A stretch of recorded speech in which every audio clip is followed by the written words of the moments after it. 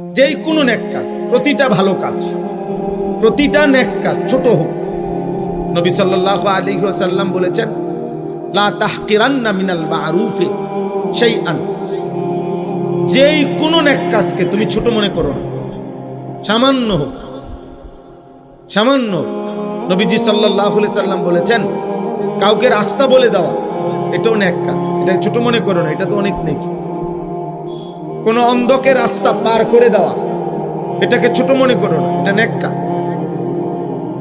রাস্তা থেকে কষ্টদায়ক জিনিস সরিয়ে দেওয়া, ইমাতাতুল আদা আনিত তরিক, এটা ছোট মনে করো না, এটা ঈমানের অংশ।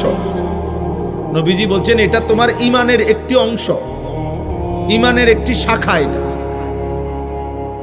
এরকম আল্লাহ নবী সাল্লাল্লাহু আলাইহি সাল্লাম বলছে আরেকজন ভাই তুমি এক বালতি পানি উঠাইছো, আরেকজন দুর্বল মানুষ আসছে, উনি খালি বালতি নিয়ে, তুমি যদি তোমার নিজের বালতির পানিটা তার বালতিতে দিয়ে দাও, এই জন্য যে উনি দুর্বল মানুষ, আমি তো আরেকটা নিতে পারবো উঠাইয়া।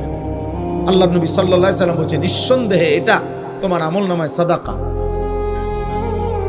তোমার আমল নামায় নেকি।